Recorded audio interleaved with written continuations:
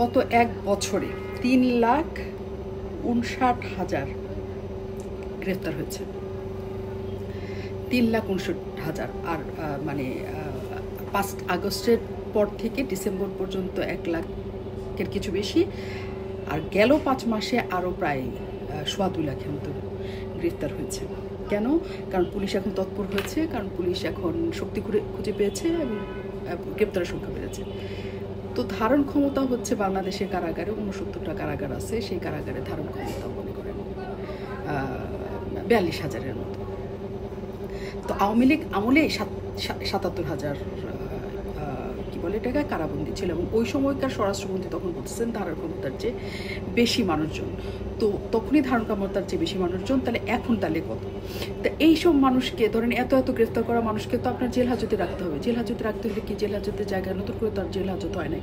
তাহলে যে প্রতিদিন যে ছাড়া পাচ্ছে এবং আমরা চিৎকার করতেছি এরে সাল্লা কেন, ওরে সাল্লা কেন, তারে সাল্লা কেন, তারে দোল্লা কেন, ওদের না ছাড়লে যাদের ধরা হচ্ছে তাদের কই রাখবে ভাই? ওদের তো একটা জায়গা লাগবে জীবনে, ওদের একটা জায়গা লাগবে না? এই কারণে পুরনো যারা আছে তাদেরকে বের করা হচ্ছে, নতুন যারা আছে তাদেরকে ঢুকানো হচ্ছে। তার মানে এত এখন অপরাধী, মানে খুন জখম যে চুরি ছিনতাই নানা কিছু বাড়ছে, আমরা বুঝতে পারছি। তার মানে এত অপরাধী বাংলাদেশে যে মানে এক বছরে 3.5 লাখ অপরাধীকে খুঁজে পাওয়া গেছে।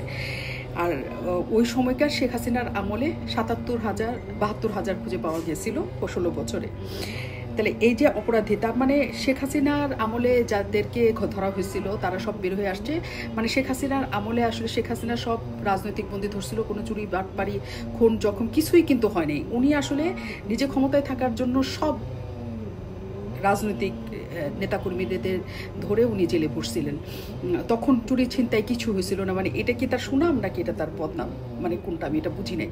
আর এখন 3.5 লাখ জেলে, এটা হচ্ছে কি চুরি ডাকাতি চুরি ছিনতাই বাড়ছে এই কারণে চোর ডাকাত হয়ে গেছে বাংলাদেশের মানুষ সব, আর নাকি আসলে এরা সব রাজনৈতিক বন্দী? রাজনৈতিক বন্দী হইলে মানে জুলাই গণ অভ্যুত্থানে মৃতের এই হত্যাকাণ্ডের কারণে যদি তাদেরকে গ্রেফতার করা হয়, তার মানে সংখ্যাটা তো অনেক বেশি। জাতিসংঘের হিসাব মতে 1400 জন শহীদ হয়েছেন।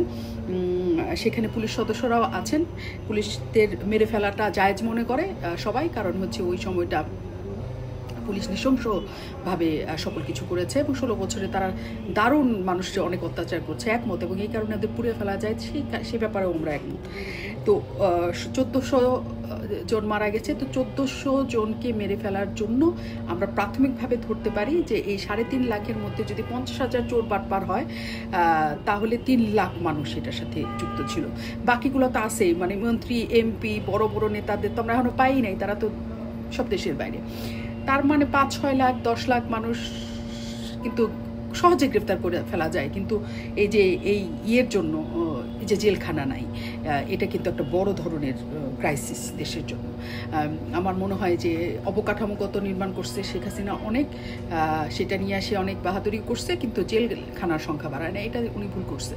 এবং এই সরকারের আমলে যদি কোনো অবকাঠামোগত ব্যাপার বাড়াইতে হয়, অন্যান্য কাজ করার আগে অবশ্যই জেলখানার সংখ্যা বাড়ানো উচিত। কারণ এই দেশে চুরি বাটপারি থেকে রাহাজানি থেকে শুরু করে যে অবস্থায়, এবং তার চেয়ে বেশি রাজনীতির দিক থেকে মানুষজন যে পরিমাণ খুনি হয়ে উঠতেছে, সেই খুনিদেরকে জেল হাজতে রাখার জন্য অবশ্যই জেলখানার সংখ্যা বাড়ানো উচিত। তো আমার কাছে মনে হয়েছে যে এটা মাত্র শুরু।